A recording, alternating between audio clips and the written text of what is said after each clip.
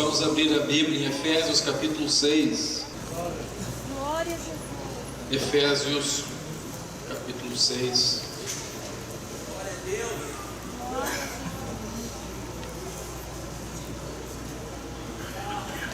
Versículo 10 em diante.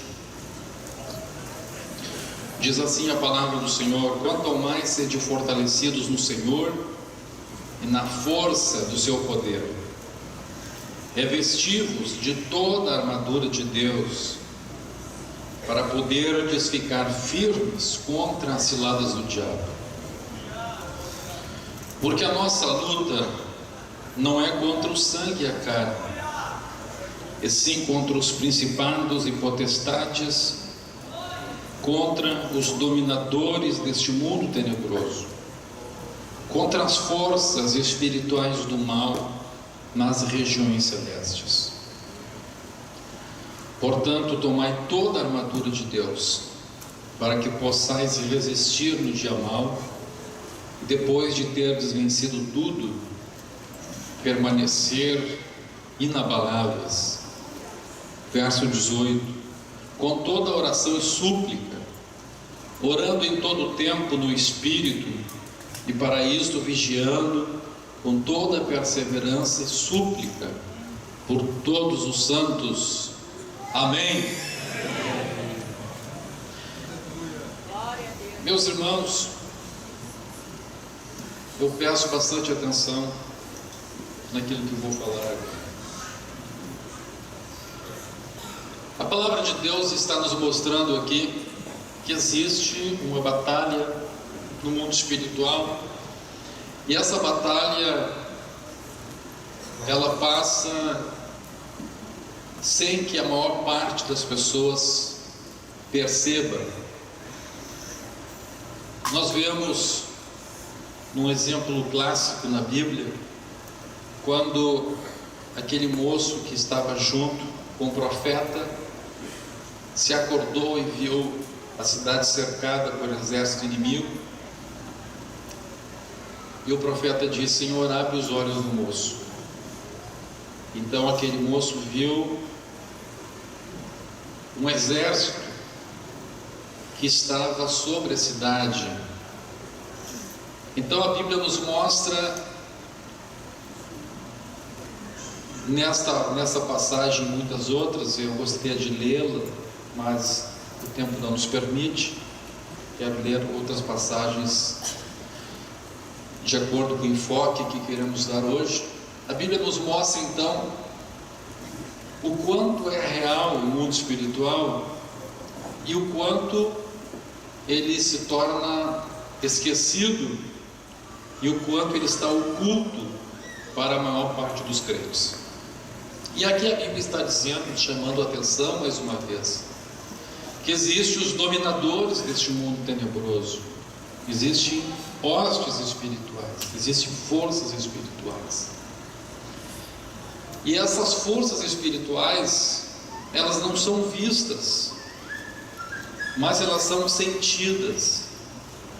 Nós não vemos com os olhos físicos, mas daqui a pouco vocês vão entender como nós podemos detectá-las por meio do nosso espírito.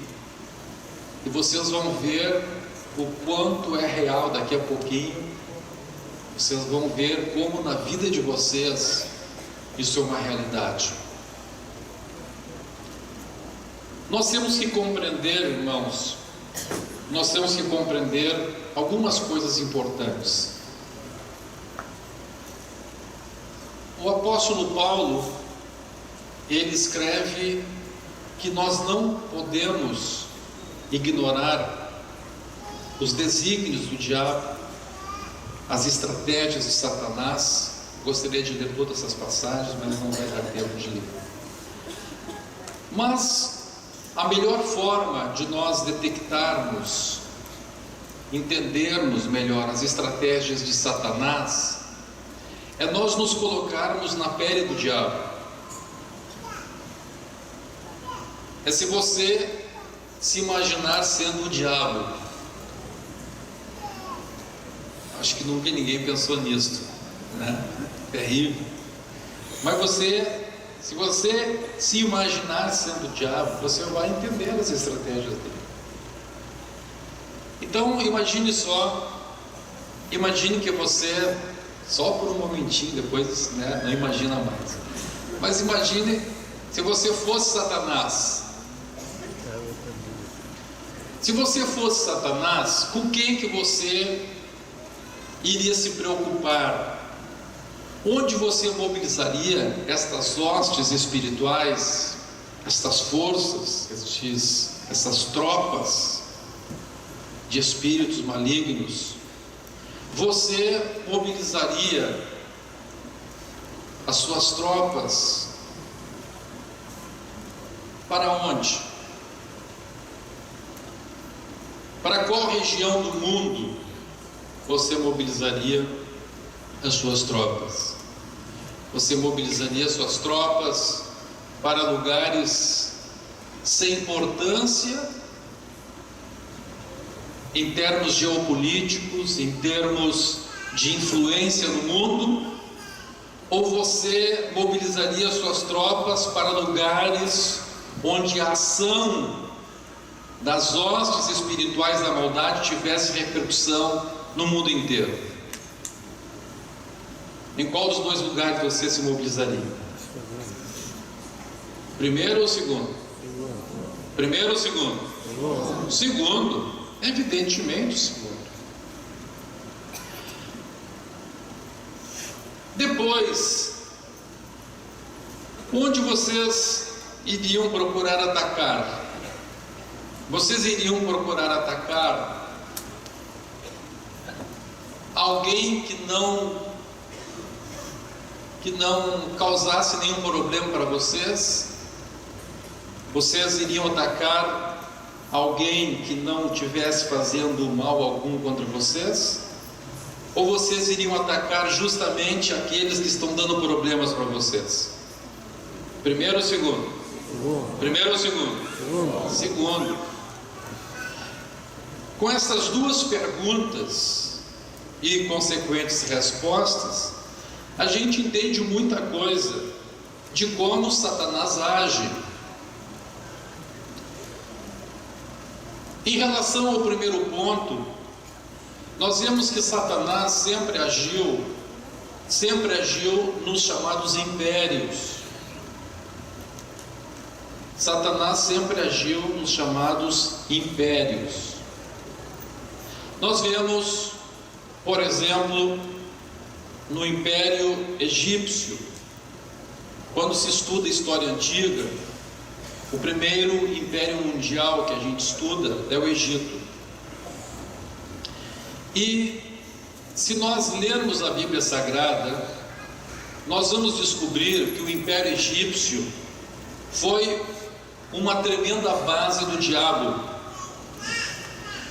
A ação maligna, o poder de trevas no Egito era tão intenso, irmãos, que a Bíblia relata que aqueles feiticeiros do Egito, eles eram capazes de fazer grandes milagres pelo poder do diabo, pela ação de Satanás.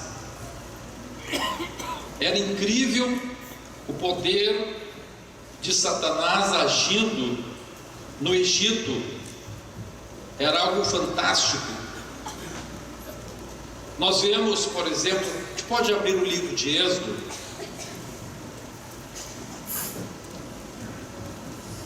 capítulo 7, verso 11. Olha só, olha o poder do diabo que havia no Império Egípcio, irmãos. É coisa que esses trabalhos de macumba de hoje é coisa de amador. Olha o poder do diabo que havia no Egito. Êxodo capítulo 7, verso 11. Faraó, porém, mandou vir os sábios e encantadores, e eles, os sábios do Egito, fizeram também o mesmo com as suas ciências ocultas, pois lançaram eles cada um seu bordão, e eles se tornaram em serpentes. Vocês já viram algum macumbeiro pegar uma vara e jogar no chão e a vara se transformar numa cobra?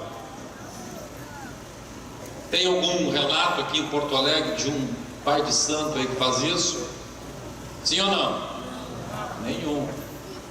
Pois lá no Egito faziam isso. Eles pegavam uma vara e jogavam, e elas transformavam numa cobra. Olha que coisa tremenda, fantástico isso aí. Então, poder tremendo, poder terrível de Satanás, que agia lá no Egito. Versículo 22. Porém os magos do Egito fizeram também o mesmo com as suas ciências ocultas. O que eles fizeram mesmo? Eles transformavam a água em sangue. Vocês já ouviram falar de algum macumbeiro que faz isso? Não. Não tem nenhuma notícia de um feiticeiro que no Brasil faça isso. Pega a água e faz lá uma mandinga e vira sangue, um cheiro de sangue. Você conhece, irmão Fernando? Eu não conheço nenhum, mas no Egito tinha isso aí. E vocês vão vendo que eles faziam aparecer rãs, e era tremendo. Faziam aparecer piolhos, conforme as pragas que Deus vinha mandando sobre o Egito. Os feiticeiros do Egito faziam o mesmo. Então vejam, irmãos, vejam o poder de Satanás agindo nos impérios. Por que o diabo agia no Egito, no Império Egípcio? Porque dali ele podia influenciar o mundo inteiro. Então, quanto maior é o poder de influência de uma região, tanto maior vai ser a ação de Satanás nessa região, para influenciar outras nações, para, por meio deste império, alcançar outras nações. Nós vemos, irmãos, mais tarde, então, Deus levanta Moisés no meio deste império para combater. Agora veja interessante isso aqui. Deus levanta Moisés dentro deste império, não para mudar o império. Preste atenção aqui. Deus não levantou Moisés para mudar o império. A ação de Deus não foi para converter o Egito. Não. A ação de Deus foi para tirar o seu povo do império. Foi para tirar o seu povo de debaixo da influência do Deus do império, do rei do império, que era Faraó. Quanto pode compreender? Digo amém? Glória a Deus.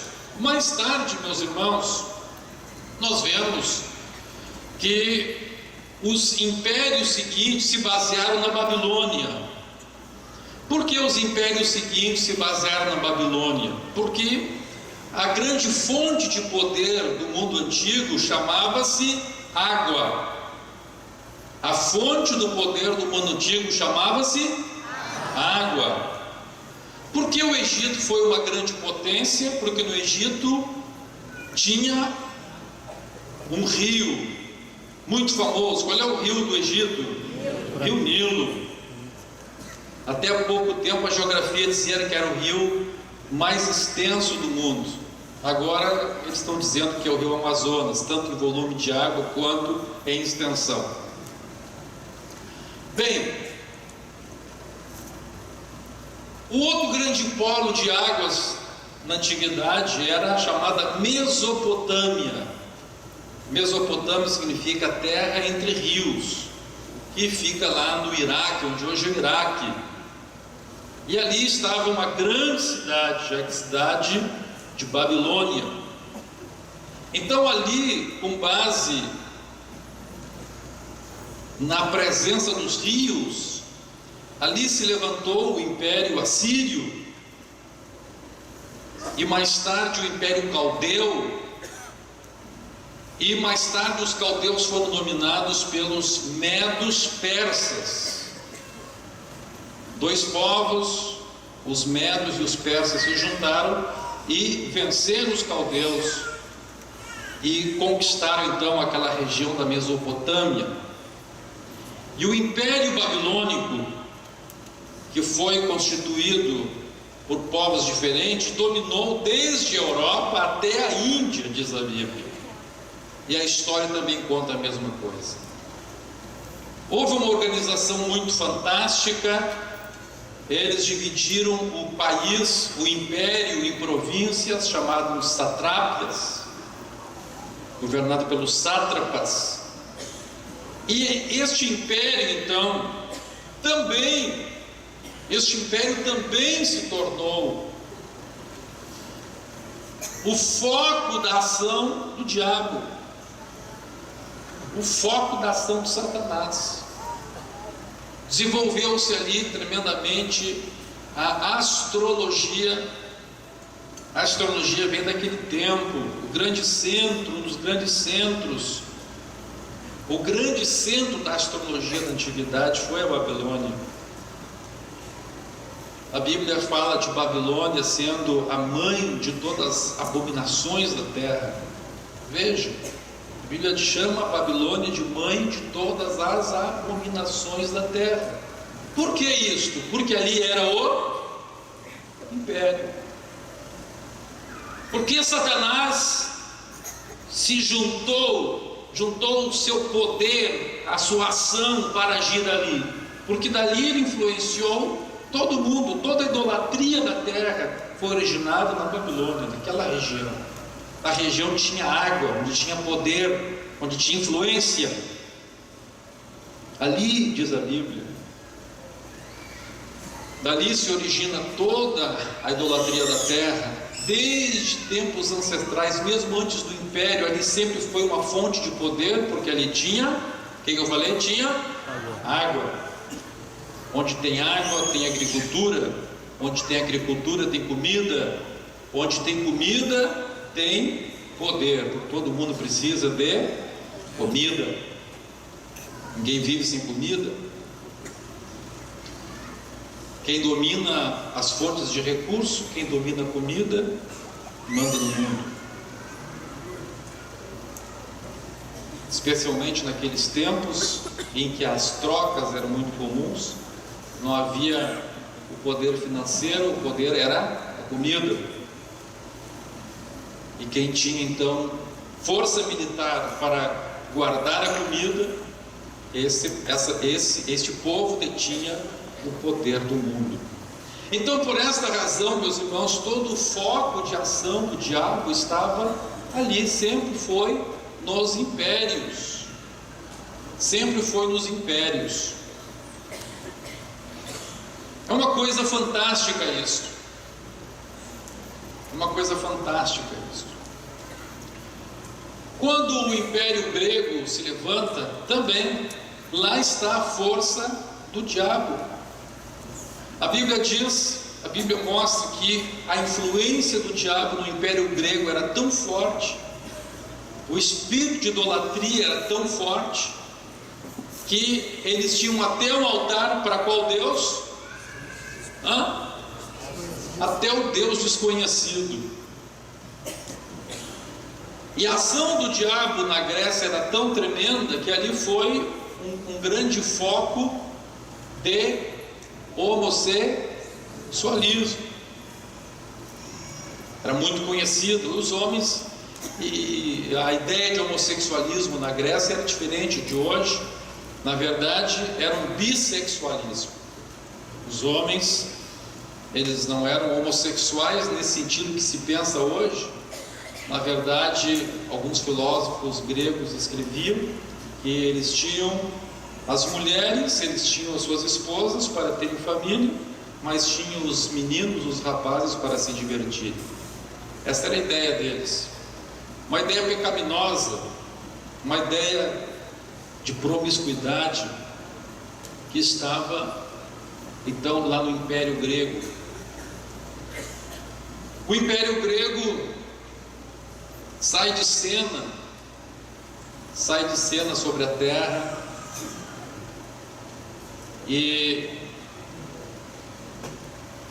para o que nos interessa na história bíblica, então, o Império Romano.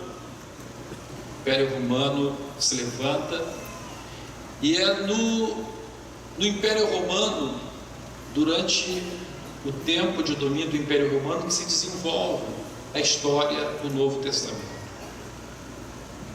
O Império Romano cai, é derrubado pelos chamados bárbaros, invasões dos germânicos e dos bárbaros lá da Ásia, os hunos, as chamadas ondas bárbaras tomam a Europa, e por fim, impérios, o Império Francês se levanta, o Império Inglês, e o último grande império que nós estamos hoje vivendo no meio dele, o seu domínio, chama-se o Império Americano. Hoje o grande império é o império chamado Estados Unidos da América. No meu entender, o império mais poderoso de todos os tempos, porque os Estados Unidos hoje conseguem dominar o mundo em todas as áreas. Eles são a maior potência bélica, eles são a maior potência cultural. O Império Romano, de certa forma, foi um grande império, mas ele foi um império bélico. Mas mesmo durante o Império Romano, a cultura imposta ao mundo era grega. A língua mundial era a grega, por isso a Bíblia foi escrita em grego. Mas hoje os Estados Unidos não, ele consegue dominar em todas as áreas. Ele domina na cultura, ele domina no dinheiro, ele domina na guerra, ele domina na tecnologia, ele domina nas ciências. É terrível a força do Império Americano, porque ele consegue dominar em todas as áreas.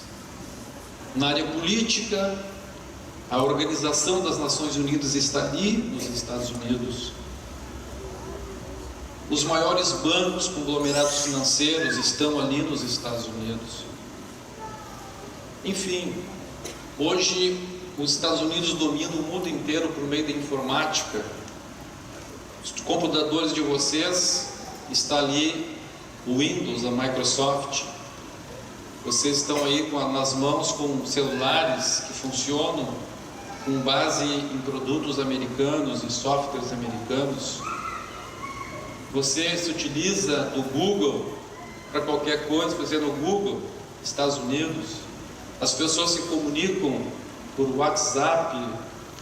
As pessoas do mundo aí estão presas, viciadas, completamente escravizadas no Facebook, tudo coisa dos Estados Unidos.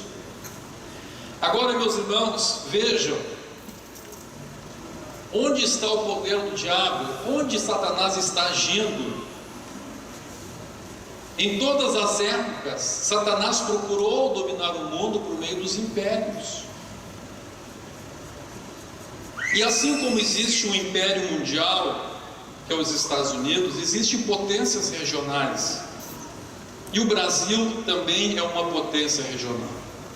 O Brasil, não se pode dizer que é um império, mas é uma potência regional. Ele tem também a sua influência. Agora escute,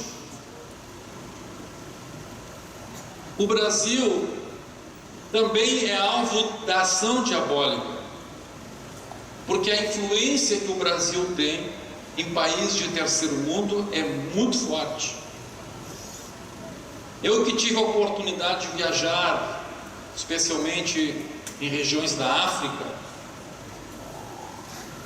e converso com muitos africanos quando estou lá nos Estados Unidos, vocês não conseguem imaginar a influência que o Brasil tem na África. Por exemplo, eu estava agora na última viagem aos Estados Unidos, eu tive que esperar no aeroporto de Atlanta por um voo do dia seguinte.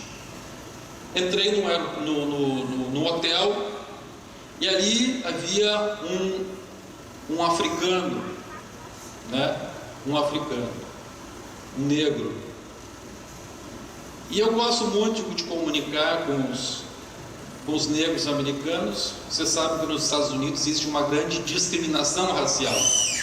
Como a gente não tem isso, né? Eu gosto, sempre que eu encontro um negro nos Estados Unidos, eu gosto de bater na mão dele e dizer para ele: aí, irmão, né?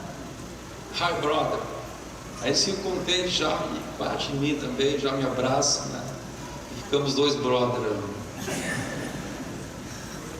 Então eu cheguei ali naquela recepção e eu já saudei ele, chamei de irmão. E ele olhou para mim assim, estranho. Eu falei para ele que eu sou brasileiro. Quando eu disse que era brasileiro, aí ele já saiu de trás, já me abraçou, né? E ficou muito faceiro comigo. Só ficou bastante triste, disse assim: que pena, né? Que coisa ruim o 7-1 da Alemanha.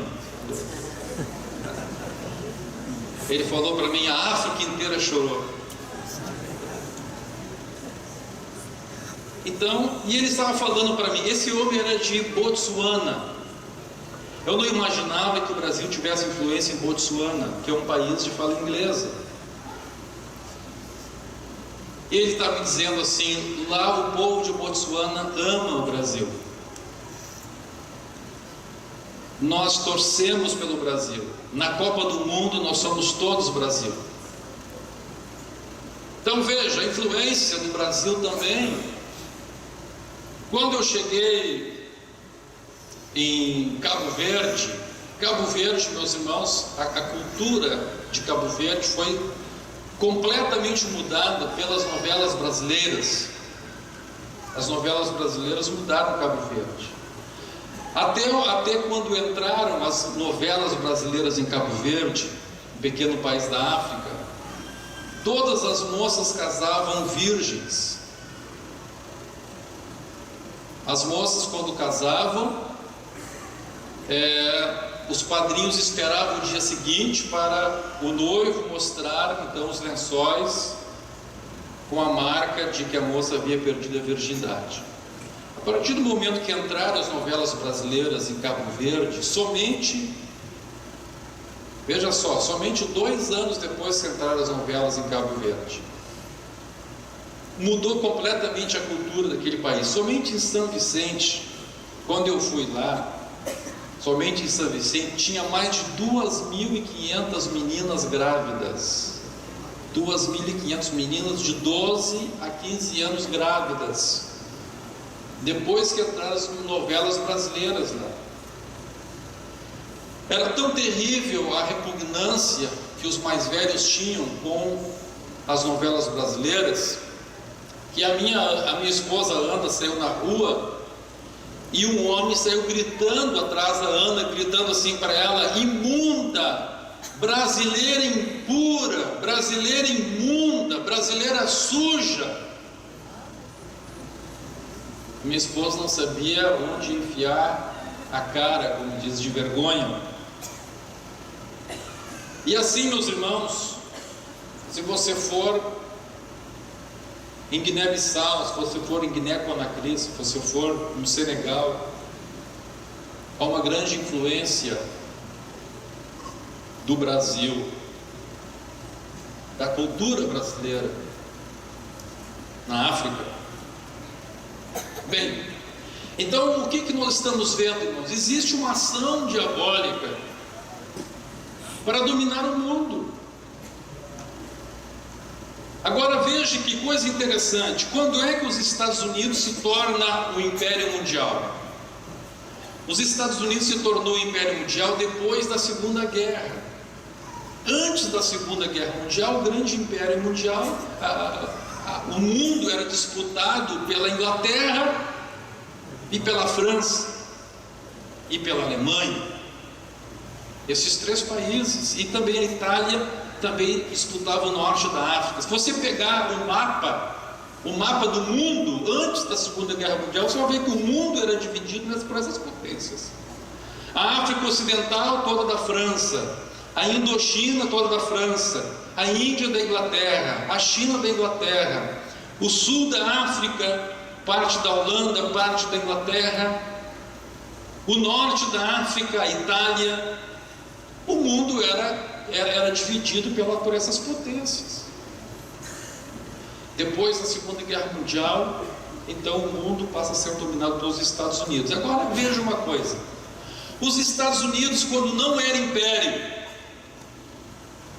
quando Satanás estava procurando governar o mundo, influenciar o mundo nas potências europeias, Estados Unidos não era império. O que eram os Estados Unidos? Estados Unidos era uma potência evangélica. Estados Unidos, as pessoas eram decentes. Nos Estados Unidos as pessoas andavam, como diz a Bíblia mesmo, as pessoas de igrejas não pentecostais. Se você pegar as fotos das igrejas, as fotos dos crentes da Assembleia de Deus, quando os Estados Unidos não era potência, é uma coisa. Mas a partir do momento que os Estados Unidos se torna potência mundial, os enxames de Satanás se jogam sobre os Estados Unidos. E os Estados Unidos são completamente mudados. A cultura, os costumes, tudo é mudado. De repente, em 20 anos, os Estados Unidos foi totalmente alterado. E está numa degradação constante, cada vez pior. Cada vez que eu vou nos Estados Unidos, eu volto mais chocado. 10 anos atrás, por exemplo, ainda se conseguia muito roupas decentes nos Estados Unidos. A minha esposa se abastecia de roupas lá. Hoje, para achar uma roupa já está difícil também lá nos Estados Unidos. Agora, meus irmãos, o mesmo acontece aqui no Brasil. A ação de Satanás é forte aqui no Brasil. E agora escute: Estados Unidos, Brasil, além do fato de ser o Império Estados Unidos, Brasil uma potência regional, existe um fato interessante. Os Estados Unidos foram o berço do movimento pentecostal. Movimento pentecostal moderno lá. E eu pergunto para vocês: em qual país estava o maior movimento pentecostal do mundo? Em qual país se instalou o maior movimento pentecostal do mundo? Brasil. O maior número de pentecostais do mundo? Brasil. Agora, se você fosse o diabo, onde você iria atacar? Nesses lugares. Nos lugares onde pode haver influência. Você entende agora, meu irmão, por que a Rede Globo é o que é? Você consegue imaginar a multidão de demônios que agem sobre a Rede Globo?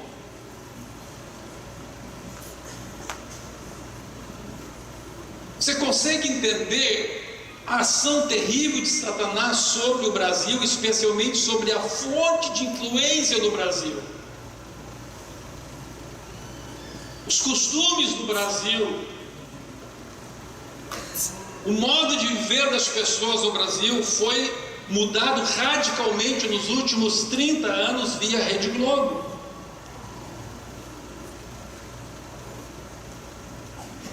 Estão compreendendo? Assim como nos Estados Unidos, Hollywood, o centro de cinema dos Estados Unidos, foi o fator transformador, o fator, eu diria, corruptor da sociedade americana. Assim também aqui, Satanás usa, os Estados Unidos usou o cinema, aqui usou a televisão, para destruir, para corromper.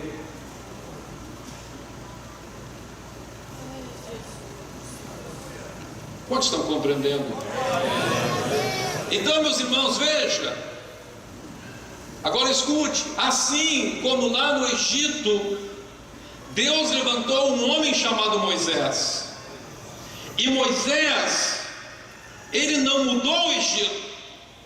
Mas Moisés foi o vaso de Deus para que o seu povo no Egito não fosse tragado pelo Egito. Lá no Império Babilônico, lá estava o povo de Israel. O povo de Israel estava lá aprisionado no Império Babilônico. Mas lá no Império Babilônico, Deus levantou um homem chamado Daniel. É uma pena que eu não posso ler as passagens bíblicas aqui. Deus levantou o profeta Daniel. E Daniel não mudou a Babilônia. Deus não levantou Daniel para mudar a Babilônia. Não pensem vocês, meus irmãos, como muita gente está pensando, nós vamos mudar, não, vamos mudar o Brasil, vamos botar um presidente da república lá. Não, meus irmãos, este não é o papel da igreja, este não é o papel do profeta. Em nenhum momento o profeta mudou o império, mas lá, aleluia, lá, glória a Deus, lá no meio do Império Babilônico, Deus levantou um homem chamado Daniel. Glória a Deus, oh glória a Deus, oh glória a Deus. E qual foi o grande agente de transformação? Vamos voltar ao Egito. Qual foi o grande agente de transformação no Egito? Nós vemos que o povo de Israel ficou 400 anos no Egito e nada aconteceu. Mas diz a Bíblia Sagrada que quando morreu o faraó,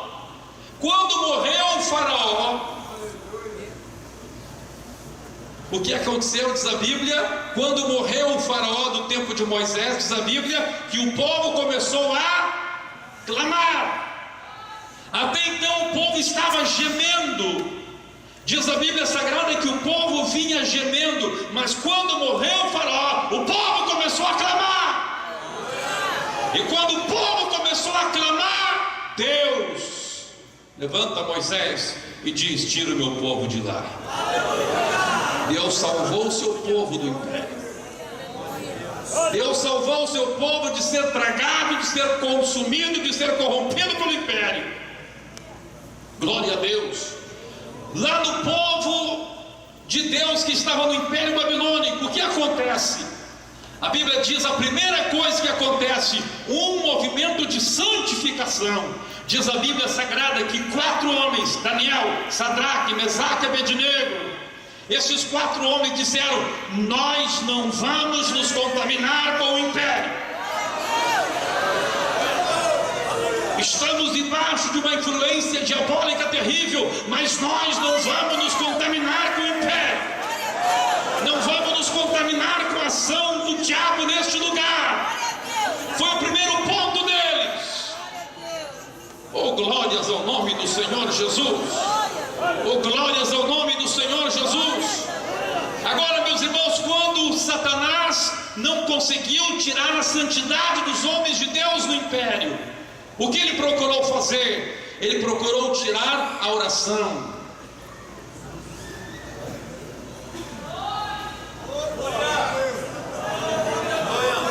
Ele procurou fazer com que eles se curvassem. E foi erguida a grande estátua. E é interessante que a Bíblia diz que Nabucodonosor ergueu a estátua de ouro. Olha só, é sintomático isso. A estátua era de ouro. Para Satanás anular a igreja, para Satanás fazer com que o império, com que a ação do mundo engula a igreja, ele faz os crentes se dobrarem diante da estátua de ouro. Aleluia! Lá na Babilônia, aquela estátua de ouro era física, era material. Hoje, nos nossos dias, não é imaterial.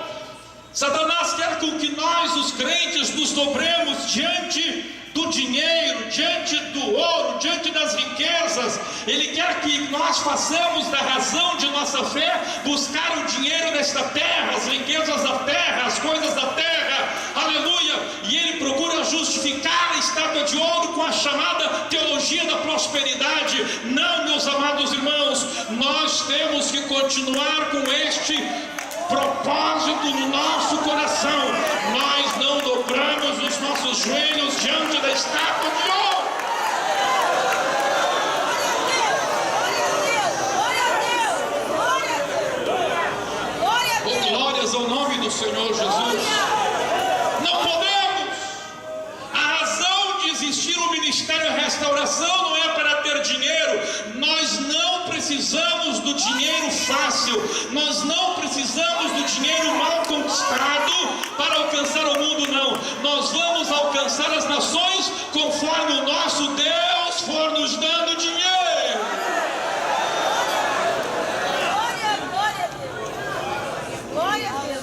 Glória a Deus. Inclusive está lá no nosso estatuto, meus irmãos, que a nossa igreja não é vedada, a nossa igreja pegar dinheiro ilícito. Glória a Deus. Inclusive um pastor esses dias me disse que um traficante aqui de Porto Alegre deu um terreno para a igreja. E na hora que o irmão falou, eu até disse, oh glória a Deus, mas depois o Espírito Santo disse assim para mim, vamos devolver esse terreno. Vamos devolver esse dinheiro. Não precisamos disso para que ninguém um dia levante a mão e diga o tráfico enriqueceu o Ministério Restauração. Não, nós não precisamos do tráfico, não precisamos de coisa alguma. O nosso dinheiro vem do Senhor. Abraão disse que ninguém levante a mão e diga eu enriqueci Abraão. Glória a Deus. É poderoso. Glória a Deus. Glória a Deus.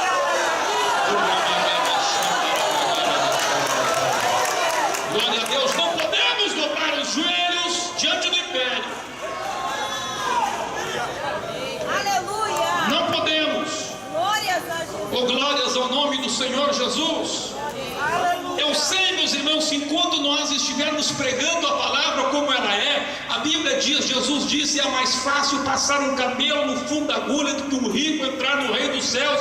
Eu sei que a maior parte dos ricos ama o mundo. Eu sei que a maior parte das mulheres ricas não vão querer aceitar viver uma vida de simplicidade, tirar suas joias, tirar sua maquiagem. Eu sei disso. Eu sei que a maior parte dos homens ricos não vão querer aceitar viver na simplicidade do Evangelho. Ah, meus irmãos, mas não importa. Nós não podemos dobrar os joelhos diante da estátua de ouro.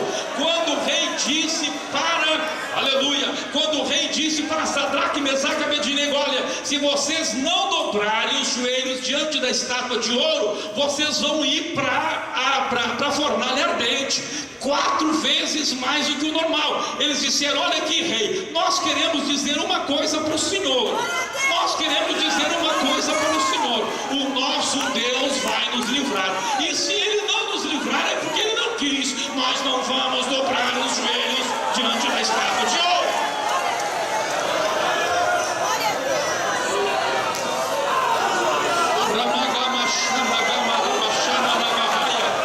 Glória a Deus, glória a Deus, glória a Deus. Eu oro a Deus, eu peço que Deus salve homens ricos. Eu peço que Deus salve homens milionários. Que bom que Deus salvasse alguém que desse de dízimo R$1 milhão por mês. Mas se Deus não salvar, se Deus não quiser, aleluia, mesmo sem esse dízimo de R$1 milhão, nós vamos continuar fazendo a obra do Senhor. A obra de Deus vai ser feita conforme o que Deus quer.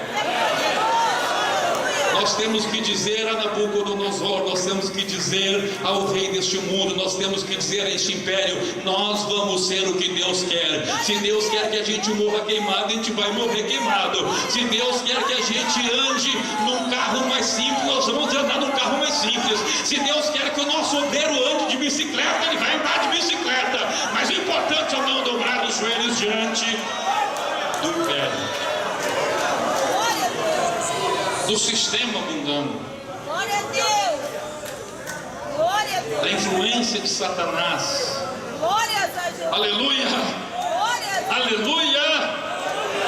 Agora, meus irmãos, quando Satanás primeiro não conseguiu tirar a santidade daqueles homens que estavam no meio do império, quando ele não conseguiu fazê-los dobrar os joelhos diante da estátua de ouro, o que Satanás procurou fazer? O que Satanás procurou fazer? Ele procurou tirar da oração. E a proposta do diabo, meus irmãos, quando o rei assinou o edito, o rei assinou o seguinte: durante 30 dias, ele não disse para não orar para o resto da vida, não. Ele falou assim, ó, durante 30 dias ninguém pode orar a outro Deus. só pode falar para o imperador. Olha só, meu irmão, está ouvindo? Satanás não está interessado que você diga assim: eu nunca mais vou orar. Não. Aqui está o problema, irmãos. Aqui está por que você não consegue vencer o império. Aqui está o problema, porque você não consegue trancar as portas da tua casa para que o império não entre. Aqui está o problema, porque que muitos de nós estamos vendo o inimigo devorar as nossas casas, destruir a nossa vida espiritual. É porque assim como lá no tempo de Moisés, Deus só agiu quando o povo começou a clamar, também Satanás sabe que Deus não vai agir quando o povo deixar de clamar. E a proposta do diabo foi essa: fica 30 dias sem orar. Se tu orares nesses 30 dias, tu vais morrer, tu vais ser jogado na cova dos leões. Só 30 dias. Só 30 dias. Meus irmãos, para a gente entrar num caminho de oração é difícil. Para você entrar num caminho de oração e jejum metódico, para você dizer assim: ó, toda semana eu vou tirar todo sábado e toda quarta orando e jejuando. Para fazer isso é difícil, meu irmão. Para sair do propósito é fácil. Numa semana você tem médico, tinha que fazer exame médico. Na outra semana aí vai ter o aniversário da mãe. Aí depois na outra semana já é aniversário da sogra e pronto, acabou. Acabou o propósito. Acabou o propósito. Aleluia. E o diabo disse para Daniel: só 30 dias, só 30, só 30. Meus irmãos, Daniel tinha todas as razões do mundo para dizer assim: Senhor, ó Senhor, é 30 dias só, Senhor. Tem gente que para não perder o emprego, meus irmãos, para não perder o emprego peca. Para não perder o emprego, usa roupa indecente, faz coisa que só o diabo gosta mesmo. Agora Daniel ia perder a vida, e ele não precisava pecar. O diabo não disse para ele: peca. O diabo não disse para ele: dobra o joelho diante da estátua de ouro. Não, olha, é só tu não orar.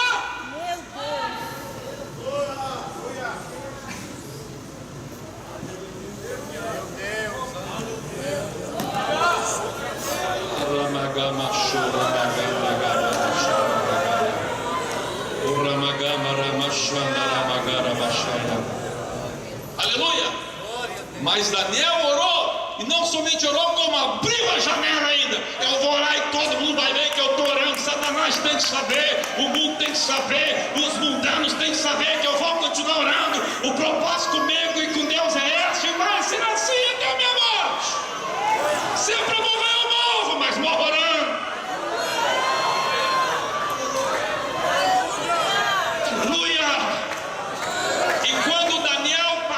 Esses três obstáculos, lá Tiago 4,7: sujeitai-vos a Deus, resisti ao diabo, e o diabo fugirá de vós. Daniel fez isso, ele se sujeitou a Deus, ele resistiu ao diabo, aleluia. E depois de continuar orando, entrou no jejum, 21 dias de jejum. No 21º dia chegou um anjo e disse: olha aqui, Daniel, sabe quem é que foi vencido? Sabe quem é que foi vencido? Foi vencido o príncipe que comanda todo o mundo espiritual do império. O império caiu, o império caiu, o império caiu.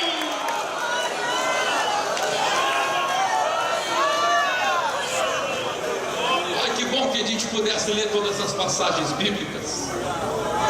O império caiu, o poder que comandava o império caiu, foi esfacelado, porque uns homens, a Bíblia fala de 4, eu creio que havia mais, não se contaminaram, santificaram as suas vidas e foram para a oração, e foram para o jejum.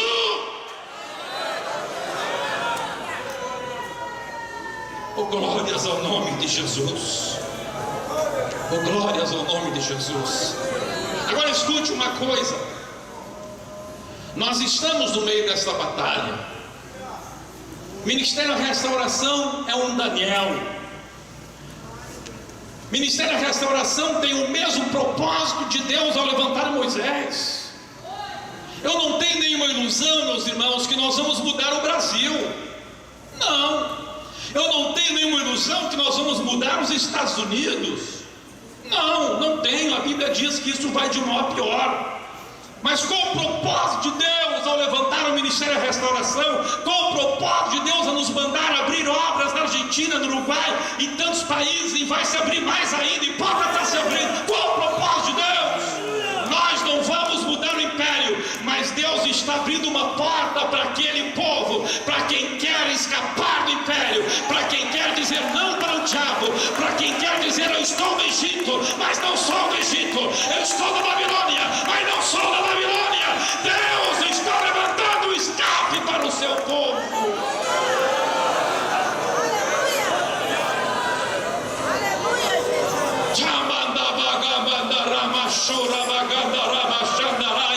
E quando Daniel orou, aleluia, Daniel disse para o Senhor: Senhor, já fazem 70 anos que o teu povo está no exílio da Babilônia, a tua palavra diz que é libertação para o teu povo, nós queremos sair daqui, nós queremos voltar para Jerusalém. E Deus ouviu a oração de Daniel, e quem queria escapar, escapou.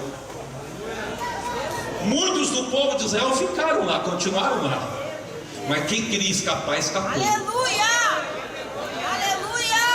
A maior parte dos judeus continuaram na Babilônia, mas quem quis escapar, escapou. Aleluia! Aleluia! Aleluia! Aleluia! Aleluia! Aleluia! Levante a sua mão e dá glória a Deus. Dê glória a Deus. Dê glória a Deus. Dê glória a Deus.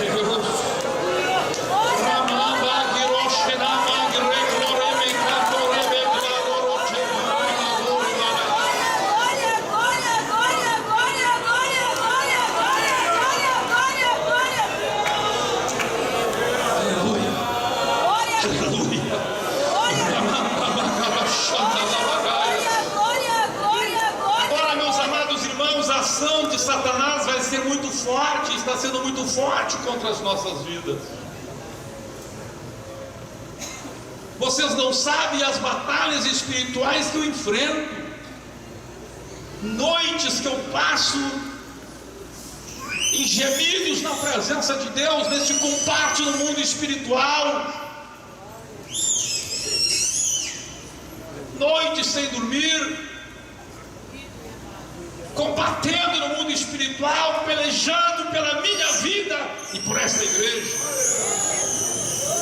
Por qual razão, meus irmãos? Porque a ação de Satanás está concentrada contra nós. Nós vivemos numa potência regional, e além disso, nós estamos entrando em lugares onde Satanás está agindo e ele se acha o dono.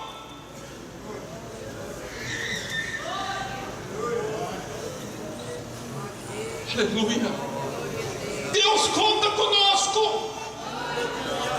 Assim como Deus contava com Moisés, assim como Deus contava com Daniel, Deus conta contigo.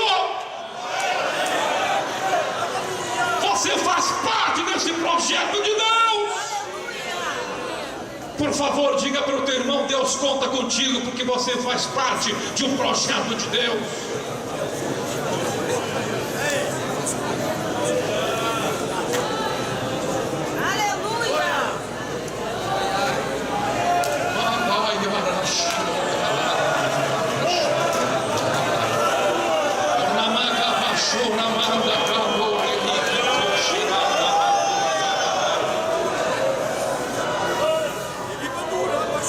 A Bíblia diz que a igreja primitiva entendeu isso.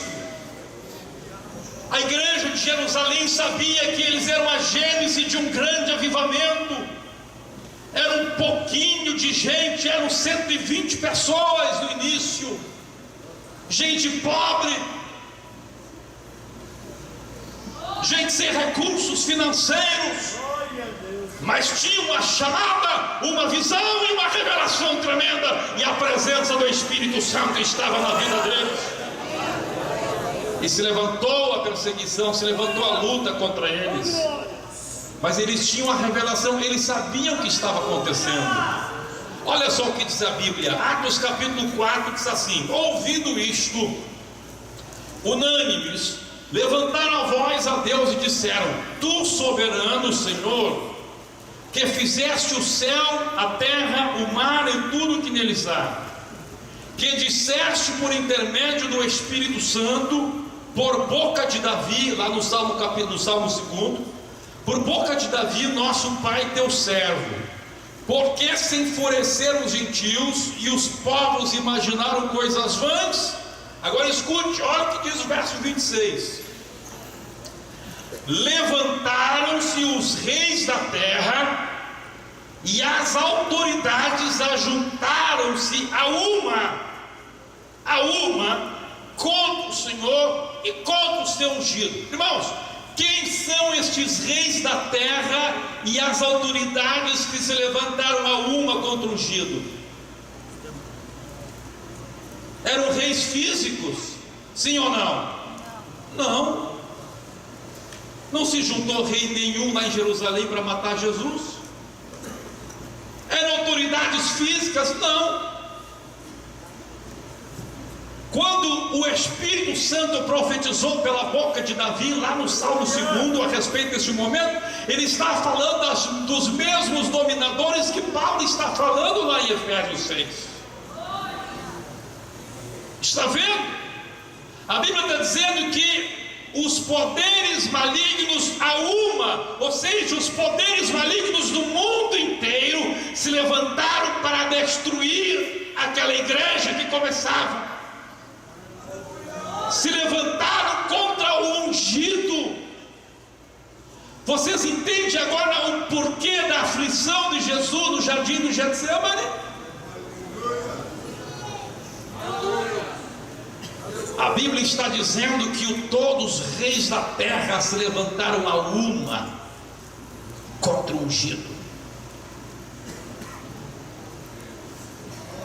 Agora escute uma coisa: qual a consequência disso?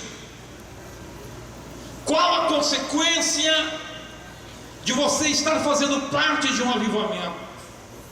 Qual a consequência de você estar fazendo parte de um organismo, de um corpo que causa problemas para o diabo? Qual a consequência de você estar dentro de um império ou dentro de uma potência regional que o diabo quer usar para espalhar as suas imundícias sobre a terra, e você está se opondo contra isto? A consequência está lá em Mateus capítulo 26, Mateus capítulo 26 e versículo 38. Então lhes disse: a minha alma está profundamente triste até a morte. Ficai aqui e vigiai comigo. Escute aqui uma coisa. O Espírito de Deus falou comigo nesta tarde. Eu estava debaixo de uma guerra, de uma angústia. Eu sabia o que estava acontecendo, e o Espírito Santo falou comigo: fala para o meu povo isso, porque tem muitos na minha casa que são meus servos, são fiéis a mim, estão sentindo esta angústia. Quem causa problema para o diabo sente o que Jesus sentiu. Quem quer se postar contra Satanás sente o que Jesus sentiu. Paulo disse que nós sentimos, somos coparticipantes das aflições de Cristo.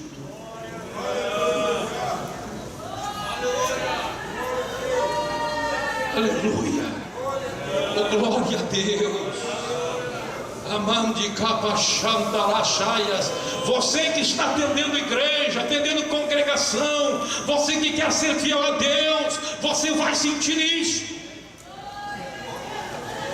Porque sentir esta aflição, porque as autoridades espirituais do mundo inteiro estavam em convenção.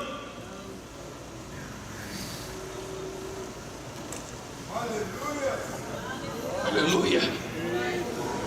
Se você ler lá Daniel no capítulo 10, você vai ver que o anjo disse para Daniel: Daniel, eu estive 21 dias combatendo contra o príncipe da Pérsia e não pude vencê-lo. Pedi socorro para o céu, e Deus enviou o arcanjo Miguel. E o arcanjo Miguel, olha o que ele disse: e o arcanjo Miguel lutou contra o príncipe da Pérsia, e eu lutei contra os reis da Pérsia. Ó, veja, eram 127 satrápias. Todos os comandos de Satanás estavam ali como enxame em cima de um homem de Daniel.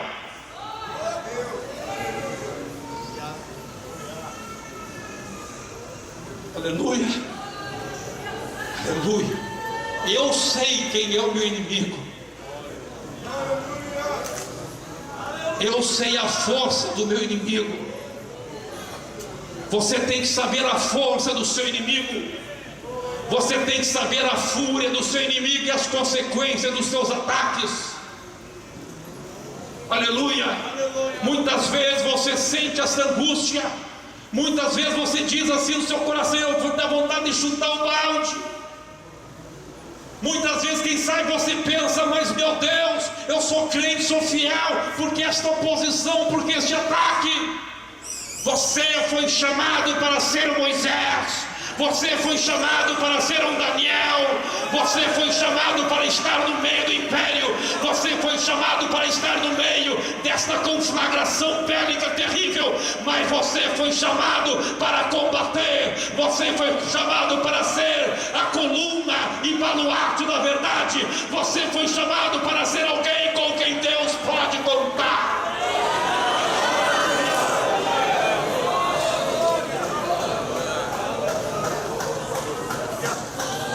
Jesus disse: a minha alma está profundamente triste. Vamos para Marcos. Em Marcos, aleluia, em Marcos capítulo 14, versículo 34, Jesus diz: a minha alma está profundamente triste até a morte. Até a morte. Lucas. Vamos para Lucas. Aleluia. Lucas capítulo 22.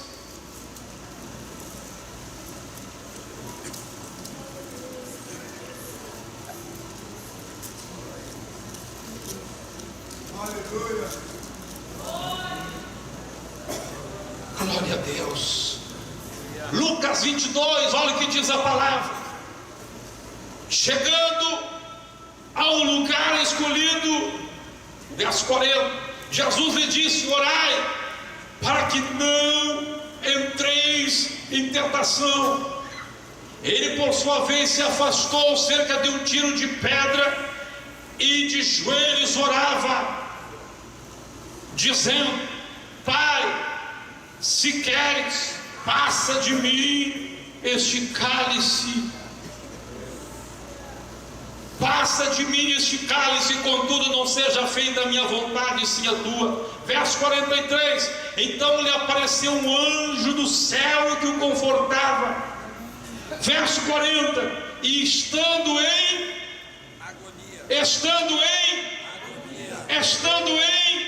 agonia, tristeza até a morte, angústia, agonia.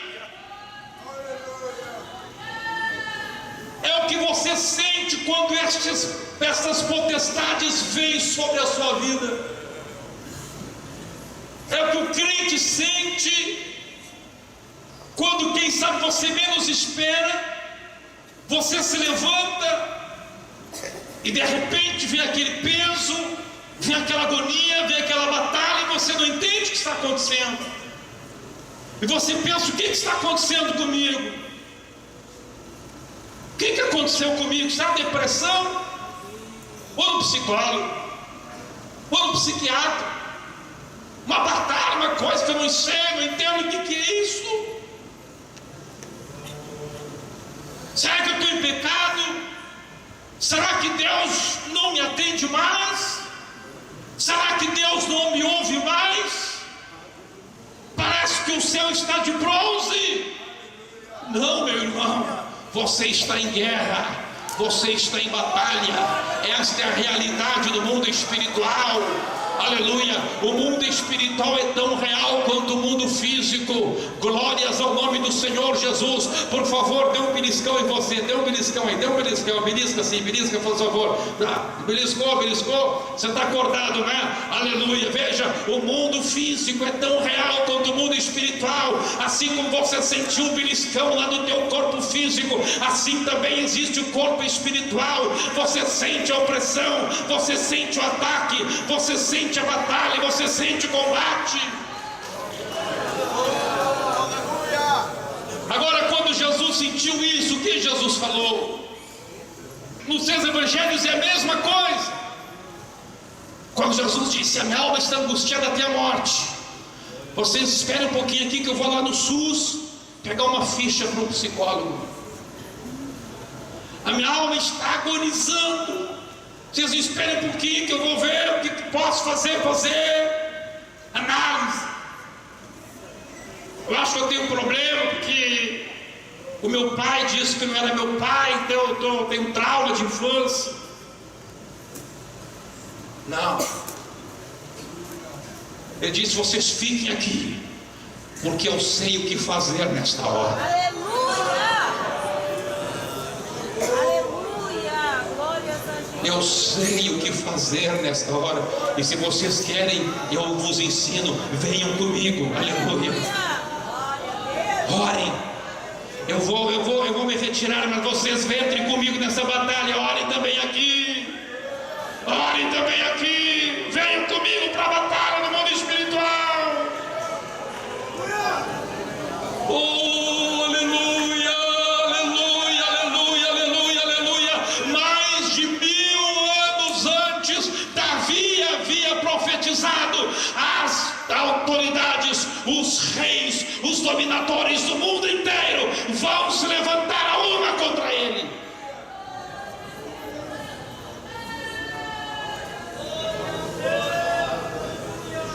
Você quer vencer a batalha?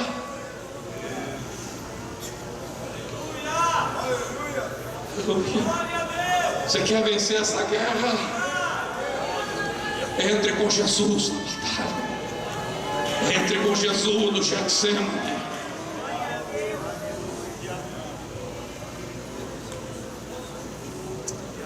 Aleluia. Quantos estão compreendendo a profundidade daquilo que eu estou falando? Talvez para muitos está entrando num ouvido e saindo no outro. Quem sabe para muitos alguém está dizendo: mas eu já sei, você já sabe coisa nenhuma que você não faz.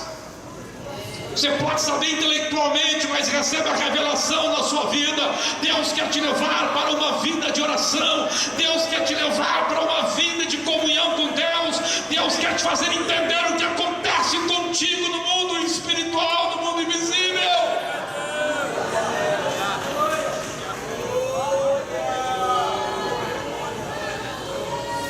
A partir de hoje, quando você enxergar, parece que tudo ruindo, você chegar tudo cinza, tudo escuro, você pensa: eu estou sendo destruído. Não, você não está sendo destruído.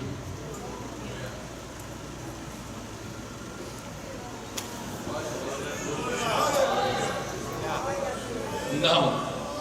Quando você achar assim: eu sou nada, eu sou miserável, eu sou... E não é nada disso, não. O Espírito Santo está dizendo: não, você é uma ameaça para o diabo. Dá glória a Deus. Satanás não gosta de ti. Dá glória a Deus. O inimigo está preocupado contigo. Dá glória a Deus. O inimigo está lutando contra ti. Dá glória a Deus. Te bota na oração. Vai para a oração, vai para o Getsemane, vai para o clamor. Deus está dizendo: filho, eu conto contigo. Filho, tu é o Daniel. Filho, tu é o Moisés.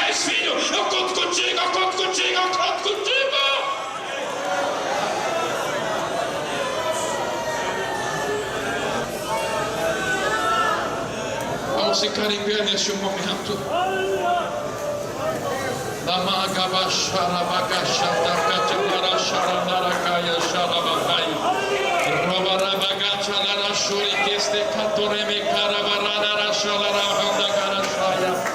Quantos querem vencer essa batalha? Levante a sua mão. Levanta a mão assim. Levanta a mão assim.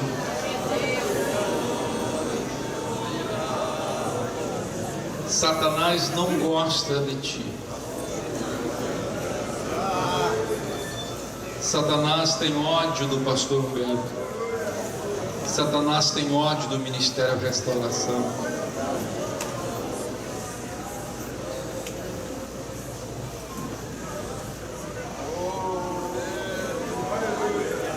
Aleluia, entenda isso. Abraça o teu irmão e diga assim para ele: se você ama a Deus, abraça ele com a sua mão e diga assim: se você ama a Deus, o diabo te odeia.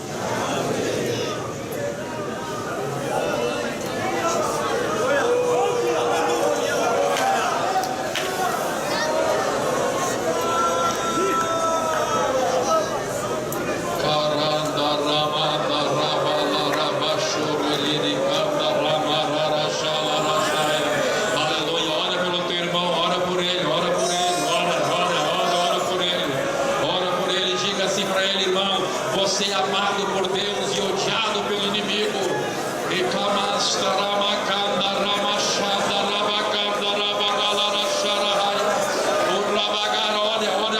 Ora por ele, para que ele resista à angústia, para que ele resista às tristezas, para que ele resista às agonias. Oh, aleluia, bendito seja o nome do Senhor. Depois vinha a vitória, depois da luta vinha a vitória, depois da batalha vinha a vitória, depois da agonia vinha a vitória, depois da tristeza vinha a vitória. Mas tem que combater. Sujeitai-vos, portanto, a Deus, resistir ao diabo e ele fugirá de vós. Deus enviará o arcanjo, Deus enviará os seus anjos, assim como Deus enviou o arcanjo Miguel para lutar ao lado de Daniel. A Bíblia diz que Deus mandou um anjo para confortar Jesus naquela hora. Os anjos de Deus vão se movimentar a teu favor. Os anjos de Deus estão se movimentando a favor desta igreja.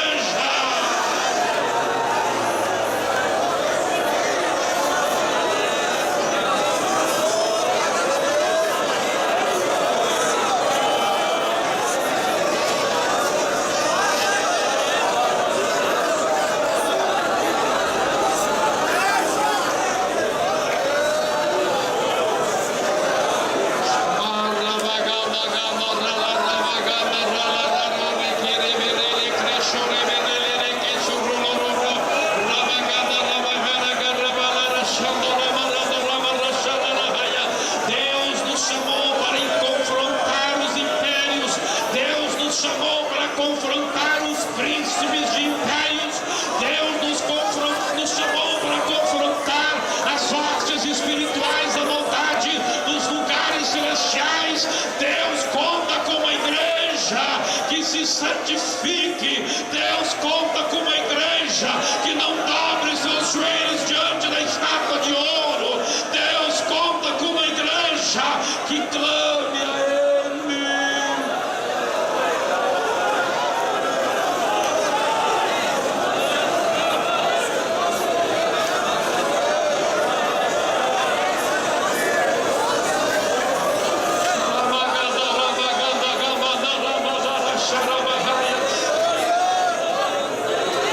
Se você não tem conseguido orar, se você tem tido dificuldade para orar, em nome de Jesus, sai do teu lugar e vem aqui na frente. Se você não tem conseguido orar e jejuar, parece que tem cadeias, correntes, impedimentos que te impedem de entrar numa vida metódica de oração e de jejum, sai do teu lugar e vem aqui na frente. Venha dizer: Senhor, assim como o teu Espírito Santo conduziu Jesus para o deserto, conduz-me, Senhor.